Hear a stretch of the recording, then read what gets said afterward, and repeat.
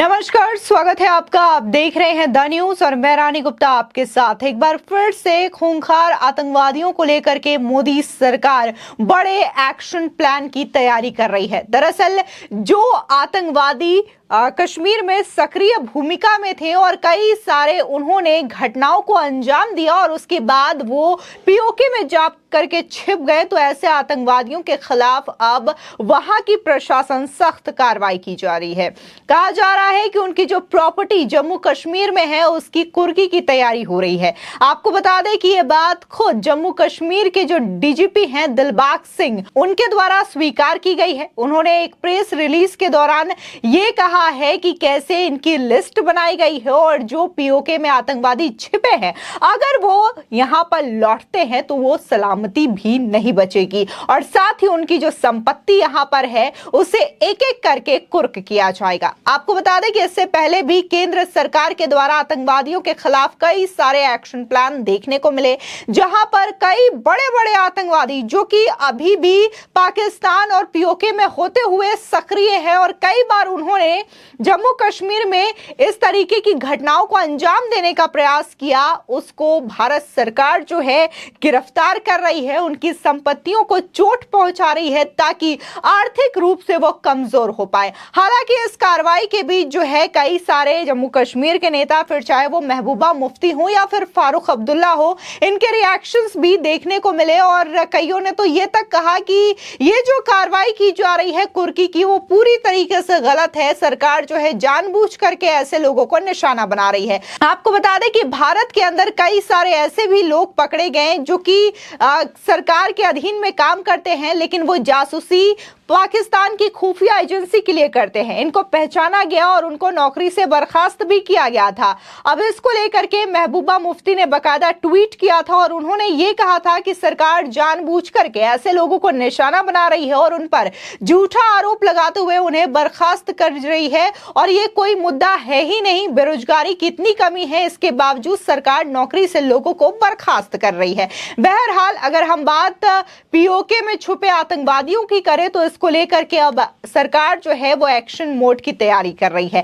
पाकिस्तान के कब्जे वाले कश्मीर यानी कि पाकिस्तान ऑक्युपाइड कश्मीर में शरण लेने वाले सभी स्थानीय आतंकियों पर बड़ी कार्रवाई की जाएगी। जम्मू कश्मीर के डीजीपी दिलबाग सिंह ने यह कहा है कि उन सभी स्थानीय आतंकवादियों की संपत्ति जब्त की जाएगी जो केंद्रीय शासित जम्मू कश्मीर के मूल निवासी हैं और पनाह लेने के लिए पाकिस्तान भाग गए हैं। बता दें कि राजौरी में एक मीडिया सम्मेलन को संबोधित करते हुए डीजीपी ने कहा कि पुलिस के पास उन आतंकवादियों की एक लंबी लिस्ट है जो कि जम्मू कश्मीर के विभिन्न हिस्सों में सक्रिय थे और फिर शरण लेने के लिए पाकिस्तान भाग गए। डीजीपी दिलबाग सिंह ने कहा कि उनकी संपत्तियां कुर्क की जा रही है और ये प्रक्रिया जारी रहेगी।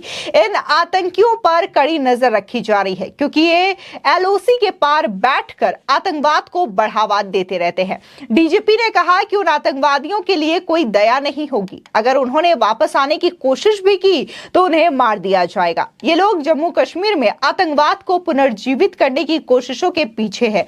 9 से 12 आतंकवादी, जिसमें से अधिकांश विदेशी हैं, राजौरी, पूंछ रेंज में सक्रिय हैं। साथ ही डीजीपी ने कहा कि हमारे पास इनपुट है कि वो घाटी के कुलगाम, शोपियां जिले में जम्मू सभांग के राजौरी, पूंछ जिले की ओर बढ़ रहे थे। उसमें से 3 मारे गए हैं और अन्य की तलाशी जारी है। पहाड़ों से फिसल कर आया एक आतंकवादी रिहायशी में मृत भी पाया गया है। पुलिस प्रमुख ने कहा कि एक और व्यक्ति राजौरी मुठभेड़ में मारा गया और तीसरा रिहायशी मुठभेड़ में मारा गया है, जहां ऑपरेशन अभी भी जारी है। डीजीपी दिलबाग सिंह ने कहा कि एलओसी पार से आतंकवाद को पुनर्जीवित करने की कोशिशों को सफल नहीं होने दिया जाएगा। ग्राम रक्षा समितियां यानी कि बीडीसी आतंकवाद विरोधी अभियानों में बड़ी भूमिका निभा रही है। घुसपैठ की सभी बड़ी कोशिशों को नाकाम कर दिया गया है। साथ ही डीजीपी ने कहा कि सीमा ग्रिड को और मजबूत करने के लिए एलओसी पर सेना के कुछ बिंदुओं पर पुलिस तैनात तैनात करने का निर्णय लिया गया है। उन्होंने इस बात पर सहमति जताई कि जब तक सीमा पार से नशीले पदार्थों की खेप भेजी जाती रहेगी, नशीले पदार्थों की तस्करी पर लगाम लगाने की चुनौती बनी रहेगी। इस दौरान डीजीपी ने कहा कि नशीले पदार्थों का कारोबार करने वाले गिरोह के सदस्यों के रूप में काम करने वाले कुछ सीमावर्ती निवासियों की कड़ी कार्रवाई के लिए पहचान की जा रही है। ज्यादातर कश्मीर में आतंकी गतिविधियों को अंजाम देने के लिए फिर से तैयारी हो गए हैं। पिछले 3 दशकों में इस क्षेत्र में मुठभेड़ के दौरान सुरक्षा बलों ने 23,000 से अधिक आतंकवादियों को मार गिराया है। 2010 में जम्मू कश्मीर सरकार ने पीओके से लौटने के इच्छुक लोगों के लिए आत्मसमर्पण और पुनर्वास नीति की घोषणा भी की थी। लगभग 300 लोग अपने परिवारों के साथ यहां वापस आए, लेकिन माना जाता है कि 4,000 से अधिक लोग अभी भी वहां के शिविरों में निवास करते हैं। मुठभेड़ों के अलावा राष्ट्रीय जांच एजेंसी समेत अन्य सुरक्षा एजेंसियां आतंकी संगठनों की फंडिंग को रोकने के लिए उनके ठिकानों को निशाना बना रही है। आतंकवादी बनने के लिए पीओके में आए जम्मू कश्मीर के मूल निवासियों की संपत्तियां कुर्क करना एक नए कदम के हिस्से के रूप में देखा जा रहा है। ऐसे में बकायदा डीजीपी के द्वारा बताया गया है कि कैसे लगातार जो एलओसी का एरिया है, पीओके का जो रेंज है, वहां पर पुलिस बल लगातार तैनात है, सुरक्षा बल लगातार तैनात है और जो आतंकवादी लोग हैं जो कि घुसपैठ की कोशिश करते हैं, उनके कोशिशों को नाकाम किया जा रहा है और कई सारे आतंकवादियों की इस समय मुठभेड़ में मौत भी हुई है। तो वहीं दूसरी ओर जो कि खुद जम्मू कश्मीर के मूल निवासी हैं, लेकिन वो आतंकी गतिविधियों में सक्रिय हुआ करते थे और अब अपनी जान बचाने के लिए वो पाकिस्तान भाग गए हैं, पीओके भाग गए हैं। तो ऐसे लोगों की संपत्ति जो कि जम्मू कश्मीर में मौजूद है, उसे भी कुर्क किया जा रहा है ताकि उनकी आर्थिक चोट पर प्रहार किया जा सके, आर्थिक तौर पर कमजोर किया जा सके। इससे पहले भी कई सारे ऐसी वाकया देखने को मिले हैं जहां पर इन आतंकवादियों की संपत्तियों को जब्त किया गया है और बहुत सारे संपत्तियों को लेकर के, इंक्रोचमेंट को लेकर के भी लगातार जम्मू कश्मीर की जो प्रशासन है वो कार्रवाई कर रही है। लेकिन इसके बावजूद जो जम्मू कश्मीर के नेता हैं मोदी सरकार के खिलाफ बोलते हुए नजर आते हैं और उनका कहना होता है कि जानबूझ करके जम्मू कश्मीर के जो नागरिक हैं उन्हें परेशान किया जा रहा है सरकार की ओर से, या फिर वो अवैध अतिक्रमण बता करके इंक्रोचमेंट हटाना हो या फिर इस तरीके से आतंकवादी बता करके उनकी संपत्तियों को जब्त करना हो। आपको बता दें कि हाल ही में घाटी में हुर्रियत के ऑफिस को भी सीज किया गया था। इसके साथ ही कई सारे जो आतंकी संगठनों में लिप्त संगठन बनाए गए थे उनको भी सरकार के द्वारा बैन कर दिया गया है और उनके नेताओं पर भी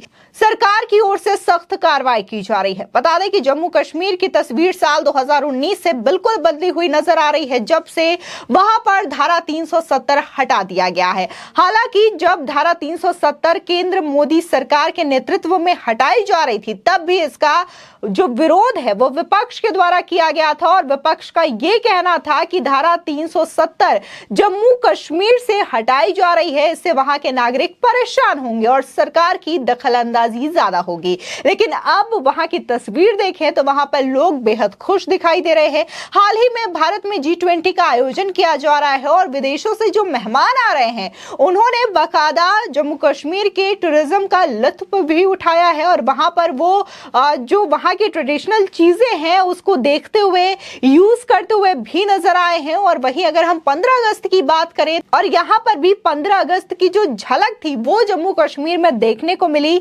जहां पर पूरा कश्मीर और लाल चौक तिरंगे के रंग में रंगा हुआ नजर आया था। फिलहाल इस खबर को लेकर के आपकी क्या राय है हमारे कमेंट सेक्शन में जरूर बताएं। आगे की और भी अपडेट के लिए चैनल को सब्सक्राइब करना ना भूलें।